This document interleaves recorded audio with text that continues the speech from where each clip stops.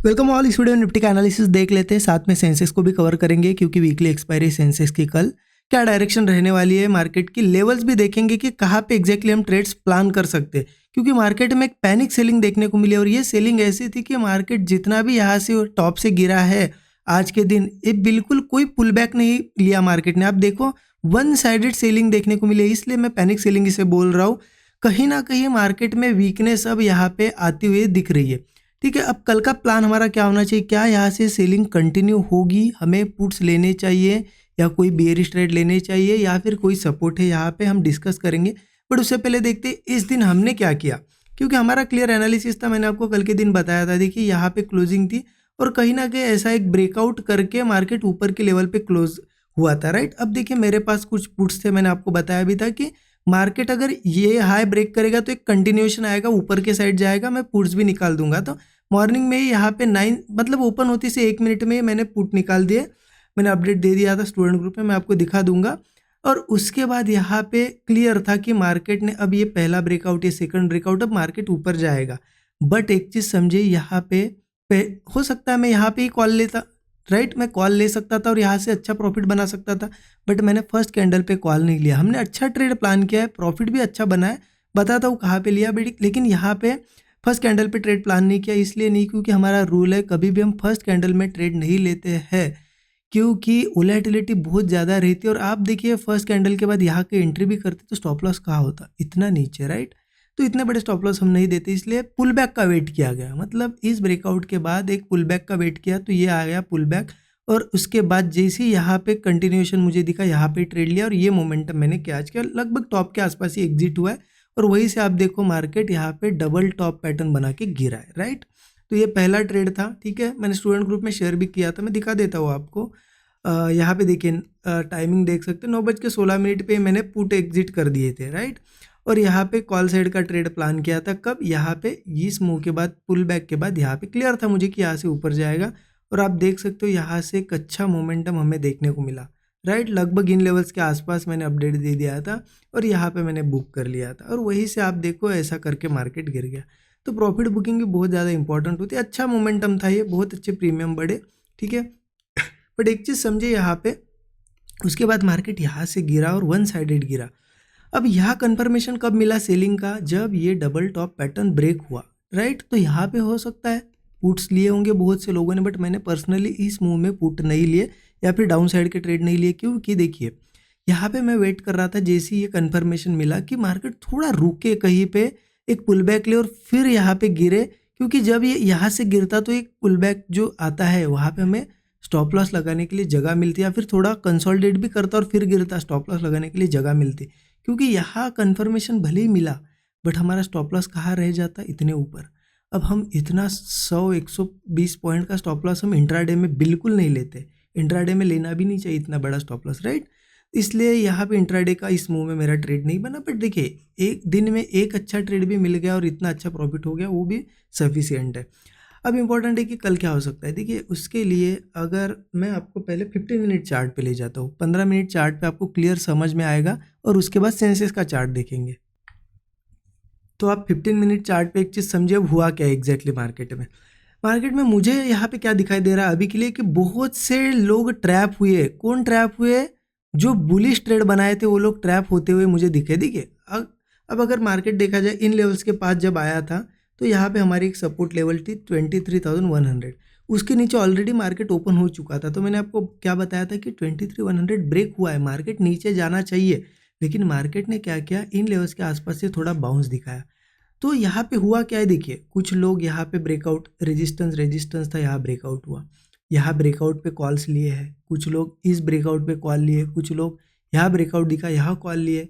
तो सब कॉल वालों को ट्रैप किया गया है, इस वजह से मार्केट ने वन साइडेड सेलिंग दिखाई है। पूरे लोग निकल गए होंगे और जो भी होल्ड है मुझे लगता है उनको भी मार्केट निकालेगा। तो मार्केट क्या करता है अक्सर, यहाँ पे देखिए ये एक लॉजिकल, यहाँ पे प्राइस एक्शन बेस्ड यहाँ पे मैं चीज़ बता रहा हूँ आपको, कि अक्सर क्या होता है मार्केट को कभी बहुत नीचे जाना है या फिर कोई सपोर्ट्स ब्रेक करने हैं और मार्केट में सेलर्स नहीं आ पाते हैं, तो यहाँ पे क्या होता है कि पहले बायर्स को ट्रैप किया जाता है। क्या होगा देखिए आप समझिए, मुझे कुछ क्वांटिटी अगर सेल करनी है और मार्केट को नीचे लाना है, मतलब मैं एक आपको एग्जांपल दे रहा हूँ, तो मुझे सेल करना है तो मुझे कोई बायर चाहिए। मैं अगर 10 लॉट सेल कर रहा हूँ तो कोई 10 लॉट बाय करने वाला भी होना चाहिए। तो बाइंग ऐसे ब्रेकआउट दिखा के बायर्स को बुलाया जाता है और तब सेलिंग की जाती है। तो ये ऐसा सिनेरियो अभी के लिए लग रहा है, ठीक है। लेकिन कब तक, अगर मार्केट देखिए ये जो जहाँ से ये ब्रेकडाउन आया उसके नीचे है तब तक, इस लेवल के नीचे है तब तक मार्केट यहाँ से गिर सकता है। ये लेवल आप मार्क करके रख लो 23,330, ठीक है। इसके नीचे रहना चाहिए। अब देखिए इतनी अच्छी सेलिंग हुई है, हो सकता है सीधा गैप डाउन ही हो, पॉसिबिलिटी है। इतना वीक हो गया है मार्केट, और वीक न्यूज़ भी है थोड़ी बहुत यहाँ पे वॉर की, है ना। फिर से वॉर जो है अच्छे से स्टार्ट हुआ है, तो हो सकता है वीकनेस है तो सीधा गैप डाउन हो। लेकिन अब मार्केट वन साइडेड गिरा है तो ये भी पॉसिबिलिटी है फ्लैट या छोटा मोटा पुल बैक पे ही ओपन हो, राइट। तो हम क्या कर सकते हैं, हम यहाँ पे वीक है मार्केट इसलिए हमारा प्लान तो सेलिंग का ही रहेगा। मैं क्या करूँगा, अगर मार्केट फ्लैट या छोटा सा ऊपर भी ओपन हुआ या गैप डाउन भी हुआ, एक ही चीज़ का वेट करूँगा, थोड़ा सा मार्केट होल्ड करे या फिर थोड़ा सा ऐसा पुल बैक ले और फिर गिरे। क्योंकि एक चीज़ समझे, मार्केट में क्या होता है कि वन साइडेड इतना अच्छा गिरा है 200-250 पॉइंट, अब ओपनिंग के बाद मार्केट रेड कैंडल दिखाएगा लेकिन ऐसा कंटिन्यूएशन में कभी नहीं गिरता है। ओपन होगा, मान लो फ्लैट ओपन हो, गैप अप हो या गैप डाउन भी हो, ओपनिंग के बाद क्या करेगा वो, रिट्रेसमेंट लेगा। रिट्रेसमेंट लेने तो उसके बाद जैसे फिर से सेलिंग दिखाने लगे, वीकनेस आने लगे और ब्रेकडाउन बनने लगे तब पुट लो, या फिर होल्ड करने दो अच्छा खासा उसे और फिर ब्रेकडाउन बनने दो तब पुट लो। वो हाई जो बनेगा वो स्टॉप लॉस भी हमारा एक बन जाएगा छोटा सा, राइट। तो मैं इस तरीके से एक वीकनेस वाला सेटअप ढूंढूंगा। यहाँ पे जैसे ही कोई पुल बैक आता है, फिर वीकनेस दिखते हैं, मुझे ब्रेकडाउन दिखता है, मैं पुट साइड का ट्रेड प्लान करूंगा। नीचे के टारगेट क्या है देखिए, ये जो लेवल है 23,100, ये ऑलरेडी ब्रेक हो चुका है तो इसको हम कंसिडर नहीं भी करें तो चलेगा, या फिर आप मार्क करके रख सकते हो। ये एक सपोर्ट लेवल है।